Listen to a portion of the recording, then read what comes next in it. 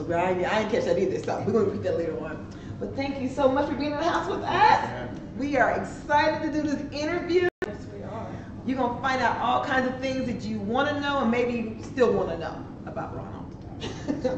All right. Exactly. So as we always do at the beginning of the show, icebreaker. It's cold outside. So, you know, I was tossing up in my head if we should do an acting scene, because you write books, you know. And I thought to myself, you know what? Movies. Movies are Yeah, movies. movies. Okay. Especially popcorn. So what I'm going to do is I'm going to read some lines from a movie. You guys can guess at it. You at home can guess at it also too. And if you don't get it or whatever, it's okay. We'll do another one. So I got like 5 of them, all right? So I'm going to read them, and then Ingrid and Ron are going to figure out what I'm trying to say. Okay? I took that hoe to Burger King and dropped her ass off at home. Friday. Nope. I took that hoe to Burger King and I dropped her ass off at home. New Jack City? No, it's Love and Basketball. Remember the scene? That was on Friday too. No, it wasn't. It was when what's name took the girl home because they went to different proms together with different people. And she said I thought she was with, yeah. Anyway. Oh, that's right. Yeah. So there was with that. But you know what I'm talking about. Friday. Yeah. Okay. Is that Burger King saying? Well, no, I think it's Burger King. No, he said take her to Burger King, but because the girl was jealous that he went out to prom with somebody else. Yeah. All right. The next one. I bet he's gonna cry in the car. Oh, that's right. That's right. Smoking Friday, right. Okay. His mama named him Clay. I'm gonna call him Clay. Coming to America. There you go. All right. Jinx. Right. Say, baby, can I be your slave? Is that Black Snake? No. Is that 5 heartbeats? Say, baby, can I be your slave? 5 heartbeats? I got to admit, girl, you're the shit girl, and I'm digging like a grave. Oh, Love Jones. Okay. I had to go through the whole entire thing. I mean, I'm thinking, did R. Kelly say that? No. right. I'm like, what boy in him? He said R. Kelly. We don't say R. Kelly on this show. I'm sorry. Just kidding. Keep it all. All right. Next one. See, Daddy, sinners got souls too. Color Purple. Yep. Okay. That was a good line. That was a good line. That was hot. That was hot. Sugar? Yeah. See, Daddy, sinners got souls. And I said it with my heart too, didn't I? I said it with my heart. She's Okay. feeling that. You gonna do a real icebreaker with this shot of some caramel brown? Yeah, we're going to do that. A few more seconds. We get the last one done. We're going to be ready for that. Yeah. Icebreaker. A little bit, ain't red. All right. I'll sniff it. Okay. Okay, the next one is I've been loving you since I was 11 and the shit won't go away. Love and Basketball. Okay. You obsessed with that damn movie. I am obsessed with Love and Basketball. If she gets a tattoo, it needs to be the emblem. I know something. Last one, guys. This is way back in the archive. Ingrid probably was not born at this time. That's a joke. Anyway. Okay. You know what? We don't die. We multiply. We baby kids. Well, you just tell them the name of the movie right there. Baby kid. Yeah, well, who was the author though? Who was the person? Robert Harris. There you go. That is the end of my movies. She was like, we baby's kid. And then her eyes got real big, like they ain't gonna notice. Of course we gonna notice. So, Mr. Ronald got something to loosen us up. So what you got in that cup? So we got something right here. Yeah, you guys. This is a holiday special. A holiday spirit he bought for us. He was turned on to it. Caramel apple. They need to give you a commercial. They really do. They do. It's a nice color bag. So back in the day, my mother used to drink Crown Royal. I don't know if I should be telling y'all this, but I'm gonna tell you anyway. She gonna get you. I grew up, and she had like maybe. Hey, this bag was like in blue at our house. We had like maybe 40 or 50 of these bags. Yeah. So Mr. Vontaze, I like your middle name, Vontaze. It's a cool name. So you are a native of Cincinnati, Ohio. Been here my whole life. Your whole life. You're an author. You're a stylist barber. You own your own shop. Yes, I do. Okay. How long have you been on your own shop? Well, I've had this particular shop for about 18 months, but I've had the brand Urban Styles since 1998. Now, Urban Stance is also a clothing line. Well, not really a clothing line per se. My clothing line is called Look What I Ran Into. Okay, that's what. Okay, I seen that. But I do have some clothing with the barbershop logos and stuff like that on there. Oh, did you bring anything with you? I had, well, actually, speaking of that, Okay. He rock that's a good segue. Oh my God. I have you guys some. Oh my gosh. Some shirts. Cool. Part of my line just to help promote the brand here. Hey. My two logos. Yeah. Oh, that is so That's cool. so cute. Now this look who I ran into. So what does this mean? That brand started because. Oh, you need to give me credit. You know me so well. That brand started. Look, her energy started because social media makes you unsocial. It sounds crazy to say, but people will see you in the street and feel like they don't have to speak to you, or they be shy. And I guess feel like because they said happy birthday to you online. Right. And they saw what your kids, saw what you did yesterday, seen your graduation. They saw all these pictures, so they don't have to engage in person. Wow. And so what I started doing is every time I see somebody that I know, I thought looked familiar to me, I say, hey, I'm on your Facebook, I'll take a picture and say, look, I ran into. That's how I met you. That's how I met you. Exactly. Yeah. So the way you do it is because we're so unsociable. We're sociable but unsociable in face to face. So you make it so you break the doors down where don't feel uncomfortable. Here's your picture that I take on pictures online with you all the time. So here, look, I run into. That's cool. Because that's a good concept. Yeah, you have to talk to people. You do. We're not too different from each other. And the funny thing about it is that you said that, and once you don't talk, I'm like, you're right. We don't talk to each other when we see each other. Like I see some people that on Facebook, and I'm like a little bit high or whatever, but they like stand off and she's like, you know me, we friends, remember? I talk to everybody. And that's why I live with Greg. What Greg Dix does. Yeah. Oh, I love Greg. Around the town. Shout out to Greg. He's a great guy. Yes, he is. Yeah, he always do that all the time too. I think you're on this too. He engages everybody. He does. He's real social, friendly, and you have to be out here in this world. Networking is everything. Yeah, because he got something similar to that too. Because he goes around taking pictures. Yeah. What is this called though? Around the town. Around the town. That's what it's called. Yeah, he does do that. That is a great concept. That's not. Look at her. There you go. Okay. Mm-hmm. Thank you. Just a mouth swish. This is Melvin. Thank you so much. Okay, so you do the round the town, not round the town. You do the look I ran into, which is your brand. Yes. Urban Stylist is part of that too. Urban Styles is the barbershop in which I sell the Look I Ran Into brand. Got you. But it's also doubles as an art gallery as well. Oh. If you come out to my barbershop, I have black artwork on the walls. Did you do that? No, I buy prints, frame them. Wow. So, but there's some great artwork. I got some classic pictures, and I just display them until they're sold. Now, let me ask you this question. Do you ever have some of the local artists put things in your shop? Not as of yet. You know why you should know why? So Rebels, have you see interview? It was last week when they do that. Okay. What they do is they let the schools put art in their shop and let them buy it. Now the reason I'm telling you this, it's enough room for everybody to eat. So it's kind of cool that they let them do that, and then they of course take a commission off of it, but they let them put the art more. You should be. It's a lot of artists out here that want to make some money, and that's like the best way. So keep that little tip I just gave you. Actually, I'm in the process of trying to network with the school and a couple local people about turning the books into a mini film. So that's gonna be nice. So I definitely can contact you. Wait a minute, hold on. Yeah, let us know. I'm trying to do something. Who can I play in that thing? Who I want to play? Well, you know what? I would love for you to finish reading that part one. No, and that way you can tell me who fits the mold for you. That was a good one. He was like, I'm going to throw that right back at you. Finish reading the book, then we'll go on there. There's some very interesting characters in this book. There is, I know. So Verdell and Vontaze. How you pronounce it? Vontaze. No, I'm a B-E-R. Verdell. Verdell. I said that right. She said. Yes, Verdell and then Vontaze. Which one is you? In real life. It's Lucy. I'm Vontaze. I knew it. It's Lucy based off my life. I knew it. So, very loose in okay. Before we go talk about that part. Very loose. Yeah. So let's go back. I'm speeding ahead too far. Okay, so after owning your own barbershop, your styles, and you're an entrepreneur, is what you are. You do a lot of different things, right? Yes.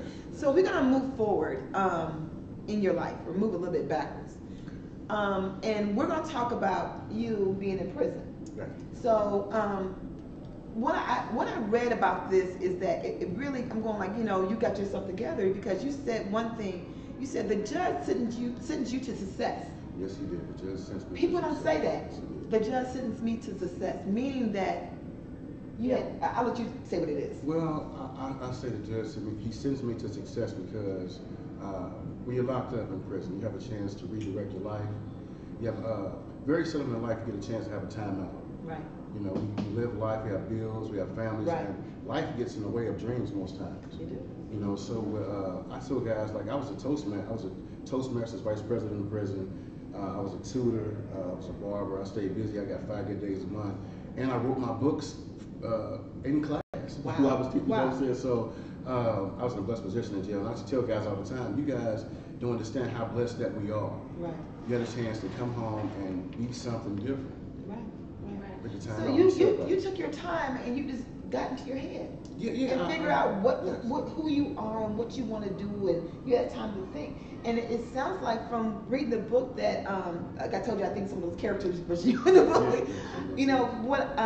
You gave high praises to Verdel's mom. I guess it was the brothers. Yeah. They weren't twins, were they? No. Okay. No. So you gave higher praise to her, but then as you were talking, and I like the part when you said that I guess you left some money at home for her.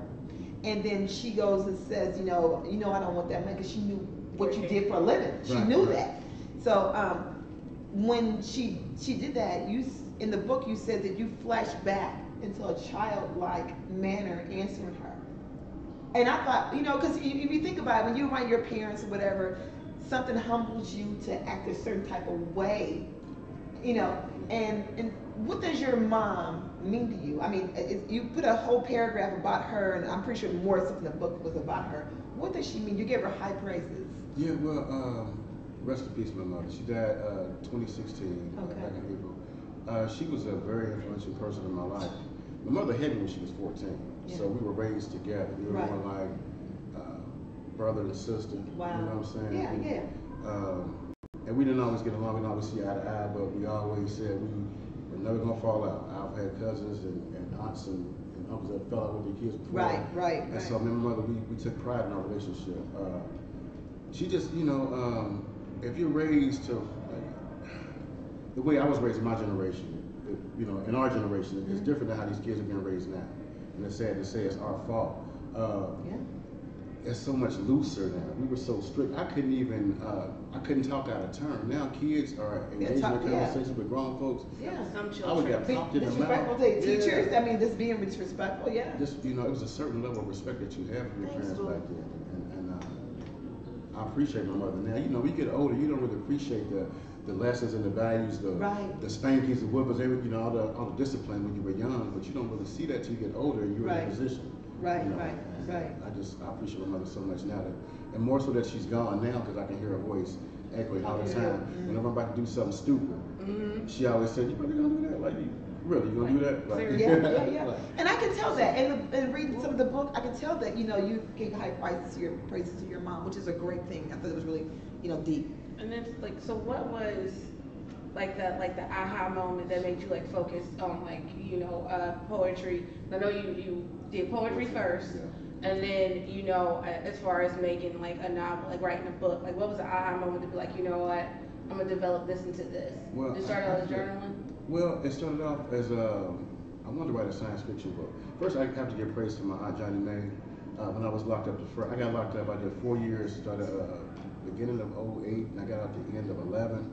I did 45 months, and my aunt was corresponding with me. She said that you write these long letters, well, you need to start writing books. I said, well, if I ever get locked up again, I'll write a book now. Lo and behold, 2 years later, I got locked up again. I said, I'm about to write a book. Right. And so the book started off as sci-fi because I was reading a book every other day when I was locked up. I read 3-4 books a week, and I'm like, I get halfway through the book and I can just, this is gonna go just like this. Right. You know what I'm saying? So I said, I can do a better job than this. Right. And I just started writing. I wrote a couple chapters and I shared it with some guys in the dorm. A couple guys that I knew I was cool with. That's why I don't like it. And I'm like, I don't know what's gonna happen yet. I ain't finished yet, but they're like, but this is why I like. So I started writing more chapters and I started sharing with people. I thought, okay, well, these guys just like me, so they just saying No, it's bad it's because they good, like they're me. good. Uh-huh. And then I start going to other guys I really wasn't that cool with, and I said, bro, like white guys I'm doing, like, man, can you read some of this and tell me what you think about it? And they're like, who wrote this? I'm like, they're like, nah, you couldn't have wrote this. You know what I'm saying? Right. And I tell kids all the time, never look like what you are. Huh? Like when Never I was look young, like what you are. Never look like what you are. I may wear gold chains and stuff like that now just because I ain't hustling no more. Right, I can right, look like, right. But when I was hustling, I never looked like I was hustling when I was hustling unless I was going out. Like the guys now, they wear $1,000 outfit to be out here hustling here. Like these young kids are something different. I swear to God. Yeah. You know, but we say they're different, but are they?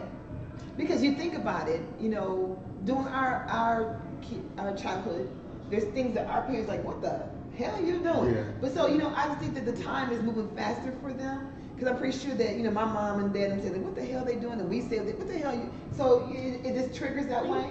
So it's just the way they live. My daughter gave me a point one day. She said, we were talking about Exorcist, the movie. I love that movie. I won't watch it. I'm scared of it. I've never watched it all the way through. Never. It's amazing. No. So my daughter said she watched the movie by herself. I'm like, oh my God, what you doing watching the movie by yourself? I watched Exorcist by myself. I said, Mom. She said, Mom, they use ketchup and honey.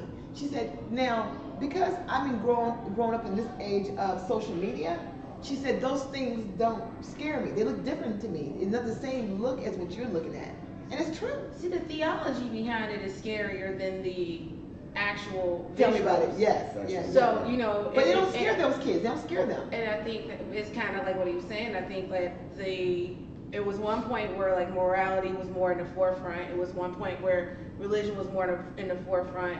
Self-awareness, discipline. Like people look so strange at me when I tell my son to do something and he does it with no lip. Mm-hmm. And they're going like, how'd you do that?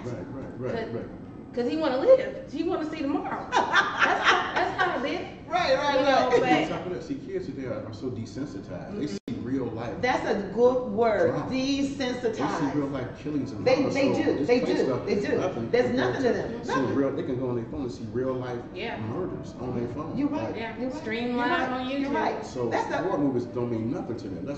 And that's scary when you say somebody's desensitized. They're not connected. You have to fight really hard to keep your children. Yeah. You know, to know what the parental blocks are, to know that there's consequences. Like it was a while that even when he wasn't with me, he knew he better call. Like my mother said, I can't watch this show. Let me call right now. I make sure. Yeah. You know, I'm an active plum fool, but it's about, yes, it's out there, but think about how many things that were out there when you were coming up. We all had our epidemics in our season, so like, you know, don't fall into the excuse, well, they can just get it. They can get it if you give it to them. Right. You know, right. So it's about working that much harder to actually be a parent and not a buddy.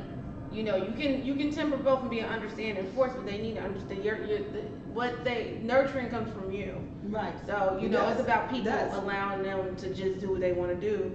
Pay attention to them instead of right, how cute your hair is. That's my soapbox for the day. Now, so we're talking about childhood a little bit, but I want to stay in the past a little bit more. Okay. I want to know. So before you went to prison, what age were you? Were you younger? I went to prison. I was 33 when I got out. Okay, so you and your brother, I'm doing the book again. Mm-hmm. You guys had scholarships to college. No, some of that stuff is, it's fixed. So I didn't know which one was. Did you have a scholarship to college? No, I played high school football, but I caught a case back when I was 17. I caught a drug case. So you always was in that kind of. Industry. I was in the street. Yeah. So tell me, what your mom was younger, 14. So I'm sure that your life, when you're younger, you don't know how to raise a child. You don't because you're young too. So where did you learn what you learned from as a child? Like what made you say, I'm gonna start doing different things that make money? I can't even blame that on my mother being young because she was young when she had me, but my mother had a strong family house, strong family support. Okay. My grandfather was a preacher. My grandmother was the first lady of the church. Wow. They had 9 kids total, and so I was just another child in the house, and I was raised up. And my mother moved out when she was 18. went to hair school. She got a she graduated from hair school, but she never went. She was so responsible. And I look back on her right now. Like she said, "I'm not going to go to barber to get my license because I know I need insurance for y'all." Wow. And so, fast forward to 30 years, when she died, she was only she was like 2 months retired. Oh wow. She didn't get to use her retirement. So everything she set in motion for us 30 years ago, you know what I'm saying? Right. You know, but she Mm-hmm. was just so responsible back then. It's crazy. And I got your question. I think my mama smiling. No. Talk. We like you talking. Go ahead, talk. Yeah. But you know, I lost my train of thought. Well, What was the question? we were talking. The question was, we're trying to figure out how did it happen with you being in the game. How that happened. Okay. Boom. Right there. My mother. See, look, I found some weed when I was 14. I was 15. My mother, she worked for the city. Her husband, my stepfather, Lorenzo, he worked for Cincinnati Bill. Okay. He had and this I ain't told this story, but this is in my memoir. Now you tell the story. Now everybody gonna know now. It's exclusive. I came in the game as a plug. When I came in, I stumbled across like a garbage bag full of weed in the house. What? When I was like 15 years old. Okay. I swear to God, it was some homegrown weed, but it was weed. It was a drought, so I didn't even have a scale back then. I was selling 4-finger bags of weed for 150 or 200 back then. Like, And you were like 14 years old. I think I was 15 because shortly after I got my car. So I think I was about 15, and I think I hustled about 6-7 months for free. You know, it was like it was crazy. You know what I'm saying? So I really came in the game by accident. Wow. You know, just by. So he never knew you was taking little snips off that bag and selling it? It was so much weed, and it was like, you know, big old trash bags for weed. Right. And I probably in hindsight, I probably took about a pound out of that. Okay. You know, about 16 ounces at a time. You know. Well, didn't he wonder where all this new shit's coming from? See, I wasn't buying stuff like how these kids. Oh, okay. You wasn't doing that. I wasn't. So you were obvious doing it. I wound up buying a 77 Nova for $520 for that little money or whatever, and I was playing football. You know, for your high school? For high school. Okay. For high school, I had dreams of playing college football, but I caught a case hustling when I was 17. Okay. And so, of course, that was, you know, washed away. So I was hanging in the Fay, hustling, you know, doing little bull stuff, little miscellaneous jobs, and stuff like that. But when I was like in my mid-20s, I went to barber school, and I was hustling. And I was, I guess we could be candid. I can talk about this stuff now. I was buying 3 pounds a week in barber school when I first started barber school. I was buying 3 pounds a week for $900 apiece and selling them for $1,200. So I was making $900 a week in barber school. Damn. Hustling. Yeah, Right. That's good stuff. Yeah, I mean, looking back, you know. So you know, but we laughing about how you did the I'm not telling y'all about do but think about you're a businessman. Yeah, I was. Yeah. But you know, but even though you put it in the wrong spot, you still had that business mind, and then even though you didn't do it the right way, you still the same way. I took those same principles. And put it into your everyday life now. Change it. See, right now I satisfy my hustling desires by selling books, by selling T-shirts, by selling artwork. And I cut hair 10 to 12 hours a day. Damn. Right. Yeah. I wish somebody had told me, you know, I didn't listen when I was younger. They said, if you can have anything you want, as long as you work for it. Yep. But I was so busy trying to get it the easy way. Right. I was hustling. Well, not the easy way, the way you knew, the way you sing. Yeah. You know, if your dad had it in the house, I mean, that's like, you think that's the normal way of doing things. And I didn't even know he was selling it like that. But you know, you figured it out. Yeah, I figured it out. Because you know, when you're an entrepreneur, you know, it's like, you know, like how we always come up with things quick. It's just different things, and you just get It inspiration. just happens. And then even like, you know, just like this show, when Ingrid and I started this show, we were trying to get people, because Ingrid's a singer, of course, and I was trying to get people to interview her to get her music out. People were like, you know what, no, you know, I don't want to do that. So we're like, we do it ourselves. We can't people to get people to do it ourselves. Yeah. So we just created it ourselves. But we say, you know what, we're gonna just do it for free. We're gonna just interview everybody and let the world of Cincinnati to know all these marvelous people. Right. I mean, because it's so many of us that out here trying to hustle and make our own way. But you know, it's like faces in the crowd. You don't know that. Right. But now when we interview people, even if you only have 800 viewers is watching this feed right now, you have 800 people that seen your interview and say, you know what, I know him, he sells books. Or, you know, and so, you know, we try to get the word out there about just everybody, not just about ourselves. Right. But about everybody else. Go ahead. Oh, I'm sorry. No. No, you go.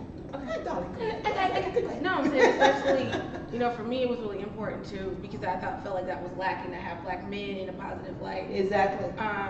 Because sometimes what you think somebody is way more to them. Like, it's a lot of layers to myself. It's a lot of layers to Ethan. Right. So it's like when you see these people walking down the street, there's so many layers of everything that they do. Like, they may have only known you as an author. They didn't know you did cut hair. Or they only knew you. So it's kind of like, you know, look at these layers because everything you see in the media that's in the forefront is not always positive and not true. So it's bringing a face and a common ground to that. And just because you make a mistake last year, 2 years, 10 years ago, don't make you the same person that made a mistake 10 years ago. So that's my thing. I think it's important for us to share our, you know, our journey. Oh yeah, you know, definitely. Because, see, that's one reason why I'm down in that spot where I'm at now. I'm located at 1432 Land Street, which is Land and Derrick Turnbow. These storefronts have been down there for years. Okay, now hold on. Are you by 12th Street? Is that over there? No, okay. I'm Land and Derrick Turnbow. It's you know where the Regal is. No. The Regal Theater. Right there where Land Street is, where they Richie's rebuilt the whole new yes, facility. yes. I'm up the street. I'm a Tell block her up from about chicken, Richie's she gonna know where it between Ezra Charles. Because I'm right around the corner from FC Cincinnati's new stadium. They tore down the Staff Stadium and they built a new soccer stadium right around the corner from my barbershop. Ooh, you about to blow Yeah, up. You about to blow up. But the one reason I'm down there is because I sold myself and not just my barbershop. Right. I said they need to see. When I went to talk to the people, she tried to throw me off because I had a prior experience about trying to rent a property. They seen my past and was like, "Oh no, we can't rent to you." Right. And so when I went in there, I was so transparent when I went to CMHA, and I said, "Hey, I want to get a barbershop down here." You know, I took my credentials and this and that, and then I was like, I've been in some trouble, but I've changed my life. It's Right. now. And luckily, I was working with a small business development center, and I had a business plan in the car.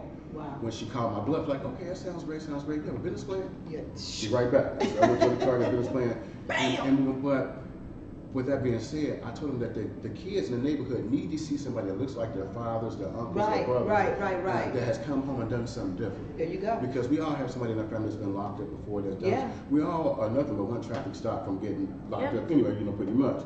But, you know, I thought it was important for our kids to see somebody that looks like them doing something different. Right. And that's why I got the spot down. So what is MHC? What do you say? CMA, it's just a Metropolitan Housing Authority. CMHA. So they end up getting you a building. Well, they rented me the storefront. I don't own the storefront. I'm leasing. But they were open to, you know, after you showed the business plan, they were open to letting you rent. With the lady that was initially, and it's so crazy how God works. Right. Oh my God. The lady that was initially in charge of getting me in the building, before I could even get in the property, she was already gone from the job fighting cancer. She was like, she retired and she was fighting cancer. Right. But she got me in the door. Right. And so with me having a business plan and having, I had all my funds verified and everything, they couldn't tell me no. They couldn't tell me no. So she made sure it happened before she left. Before she left. That's good. It was just a stroke of God. Right. It wasn't no luck. It was a stroke of God. You know, and also too, everybody has a roadmap. That was your road. You know, which is excellent. So okay, so we talked about that. Now, moving forward, let's talk about the books. Okay. So, give us the characters in the book. Okay, Vontez and Verdell. Okay, Verdell. Okay, Vontez is the kingpin. He gets told on by, I don't want to say too much of the story, but he gets told on by a character named Snake. Snitches get Right. You live with snitching right. So he gets told on by a character named Snake, and he has to go to jail. Okay. And so Snake, he's off in the wind. You know, he leaves town, and his brother has to take over the family business. Verdell. Right. He's a legit businessman, but he takes over the family business of, you know, being a kingpin. And it goes to his head a little bit because he likes the power, and so he sets out a plot of revenge on the conspirators against his brother. He sicks some. I say sick. What kind of was like that, wasn't it? He enlists some women. Sick. He sicks some girls on these cats. You know, they lay on them, and that's where the title comes in at. Loyalties. Who will these people remain loyal to? You know. I wrote some very, very graphic sex scenes in this book. I wrote some sermons. I wrote a eulogy. I wrote. Yeah, I see some church in there. It's some everything. This book is a microcosm of the real world. Okay. You know, because we got some church folk that didn't have babies out of wedlock. You know. Exactly. Nobody is perfect. Nobody is right. perfect. So it's a book. So you lead off with the first book, and then Burdell and Fontez. Is it right? Yeah. Okay. Right. So then you go into book number 2. Are those characters carried over to you? The ones that lasted, the ones that were still alive. Okay, they carried over. Yeah, the ones You that got to lasted. read it to find out. Now, is this your last book for this series right here of Loyalty? You know what? I'm undecided on that. I'm undecided because at the end of part 2, I actually start a memoir. So you kind of left it open. I left it open. I start a memoir so I can go in another direction. I could just finish the Loyalty series right here, or I could extend it to another. I could go in depth with another character in that book and do a spin-off. So I got some options right now. Hey, you know what I think you should do? Keep it going. No, do the play like you said you're gonna do. Well, you know, and put me in the play. I'm gonna do like a mini movie, like a mini series, like a mini web series, like a YouTube web series. That's what I want to do. You know, and there is some people here in Cincinnati that's doing it because I know Remy Pendergrass. He's in hold on, what's it called? Not the Zone or something like that. I can't remember the name of it, but it was really good. No, I can't think of the name of the. Remy, chime in, Remy. Tell me what it's called. I can't remember. Type it in. The web series. It was so good. I mean, to the point that it had twists and turns of it. But it was made right here in Cincinnati too. Little short mini series. It was good. It was really good. So we have talented people it's here. on one of our older shows too. If you go back, you can check out our older shows on YouTube. Yeah, he also said what it is and everything. I think there's a link in there too with the show. But I watched. I think there's 2 or 3 of them. I watched all of them, and it was good. Even the girl on the 101.3. Miss Ebony is on. Yeah, she's on it. Yeah. So she's featured. Yeah, and you can't tell by looking at it because they play these parts. You're like, is that who I think it is? But they act so different because of the movie. On YouTube? It's on YouTube. Okay. Yeah, it's on YouTube. Yeah, you have to go check it out. I was just an extra in a movie just came out. They had a premiere a couple weeks ago called Grandpa. I know that. That's Brittany's friend. Yeah, I know who that is. Hey, that movie, I liked that movie. It was packed in that theater. The grand opening, it was. Wow, yeah. He the older guy. The one that made the. I talked to him and he is so down to earth. I mean, he put his heart in that movie. He wanted that thing to pop off like that. So he put his heart in. So that's one of Britain's friends too. He was on the show too. Okay. So let's see here. So we talked about the books. Now, like all our shows, it's coming to the end. Let's take a shot for that. Just so we get one. All right. To success. To success. All right. Woo! That was good. Good. All right, guys. Now, before you leave, I want you to tell people how they can get contact with your books and how they can reach you. You can ask anything personal. We gonna get in depth a little bit. Come on now. Get it? Let's shake it up a little bit. Well, you want to do 5 more minutes on the show because we're already done, but we can do 5 more minutes. Oh, sure. Yeah, it's okay. I know, but that's how it always goes. It goes so quick, and you can't get all these things out because there's so much stuff on here. We can do a part 2. Yeah, but what I usually ask though about groupie moments. Yeah. You want to talk about that? That's not you know what? The craziest groupie moments I had was from hustling, and girls reaching out when I was locked up. Girls that I haven't. That's you know what? I mean, girls that I haven't seen since high school, knowing I got 6 months left. And they want to reach out now, like, what? Like, yeah, I swear to God, it was so many. I ain't gonna put nobody on blast. He been locked up all that time. You know, so they can. He been locked up all that time. I know what that's gonna be about. With the blow in the glove, they be like, oh, they want first dibs on the glove. You know, but since I've been a he come out all swollen too.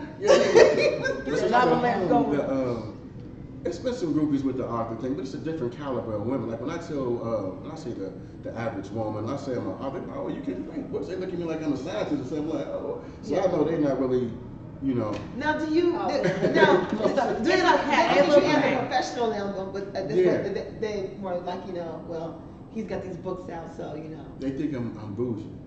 I'm from Vermont, for real. You're late, Rashay. I'm from the West Side, 2-5 all day. And I'm sorry about AB. If can we talk about AB fight this one? Yeah, I wish AB had just threw some punches. Oh. The judges all had AB at least tied in the first half of the fight. All the judges, it was 2 judges had a 116, 112. Two of them had that, and one of them had a 117, 111. So that means that 2 judges had AB at least tied in the first half of the fight. So you think you won my too? life, Are you The first thinking? half, no. He didn't win the fight. AB lost decisively. He lost the whole second half of the fight. Okay. But he was competitive the first half of the fight, and he could have won the fight if he just let his hands go. I got to say that. He should have just let us. He didn't throw enough punches. You think he didn't? It was like He 8 didn't punches. He did 8 punches per round. You can't win like that. Did he That get was him? Pacquiao I didn't watch the throwing fight. Did the one guy get him one time when he was dizzy? Or? He got rocked twice. He Yeah. got rocked That's twice. what- that's Ooh, what that it was. one, like, especially when it was on the slant. Yeah, he got caught It was fighting. like- But I ain't gonna clown AB because he got his paper. And you know, for you to be doing something like it's cats in the club fighting right now for free. Yeah. He got That's true, 2.5 plus that's the true. gate and the ticket sale. He got. But you know what though? People like that, like, Yeah, like I mean, you win know, some, AB, you lose some. It's You just- don't want to lose though. You know, Right. the money wouldn't be worth you losing because you got this head. The reason why you fight in a ring like that. So even you get the money, it's just, I still lost that fight. It ain't gonna be a good feeling. But the reason that AB is getting these fights right now because before this Pacquiao fight, AB was 1-3-1 his last 5 fights. Oh. So he may be losing these fights, but he's winning in personality. These other guys are so bland and plain that they don't bring no crowd. Zach Thomas just talked about the Yeah, that's what we were talking We had about. Zach on the show, and he talked about how some boxers don't bring that, you know, that You gotta have bring they something have to that watch. It's thing. entertainment. He got Right. that Sugar Ray. He got that Hector Camacho, that Vinny Pacienza type player when he comes to the ring with the crazy outfits and the outlandish personality. We don't have that in boxing no more. So that's why AB's winning right now. Hey, you know, I'm still, even though Mike Tyson, I'm still a Mike Tyson fan when it comes to boxing. He's the truth. I know, but the only thing I hate about him is when he started fighting. He started biting people and then knocking them out within 30 seconds. I'm like, really? You didn't go fight? He 30 seconds? But you know, when you put people in an anger sport, you can't No, I want be him to fight. surprised when anger comes out. Well, it can come out, but can he toy him for a little bit and fight him a little bit? Not with this fight or flight. Like, I'm trying to, because sometimes he didn't have a reach.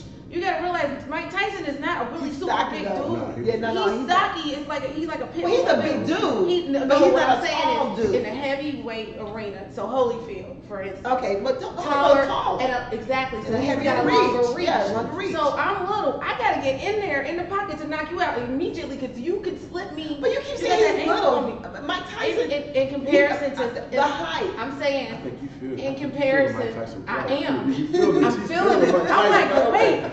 But you know I'm a boxer head. But, Like but my I'm thing is, saying is of this. My point is this.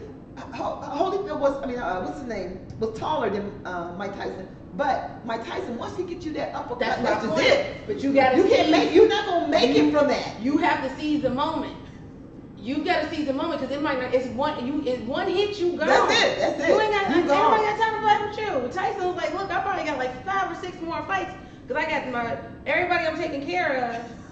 I gotta be able to get to them. I'm tired. I'm ready to go home. It's like that movie with Damon Wayans when he was I think was it the last Boy Scout. He was like an out of shape boxer, and everybody just knew he was gonna lose. And he got up. He fat, out of shape, all loaded up. He just got up and just punched dude, and then went back and sat back down and he was knocked out. Because you don't, when you in that arena, you don't have time, and you gotta realize you're against another formidable opponent. Yeah. My thing with that fight with AB is I felt like, you know, you got to look at the fact that Mayweather had a problem handling Pacquiao for a minute. Yeah. He had to change his whole strategy. So if you're a mentor, he had to change his entire strategy and study this man.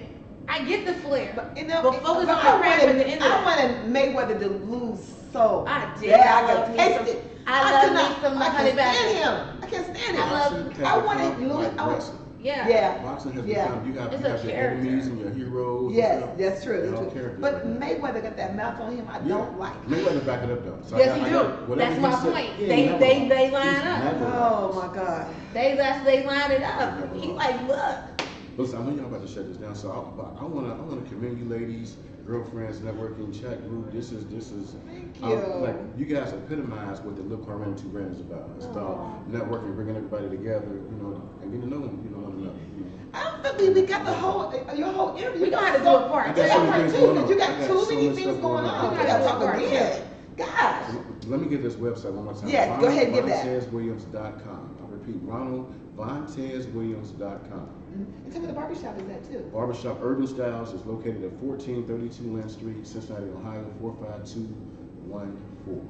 And you know how we do. And he's we thanks gonna for the go in pictures. comments and With the make pictures sure. called Look who I ran into, matter of fact. Look Who I Ran Into. Look who he ran into. You see him. All right, look at us alive. Look, Yeah. I ran into shot. Right here. On the show right now. Uh-oh. Bad angle. Oh, here it goes. Here we go. Here we go. Ingrid.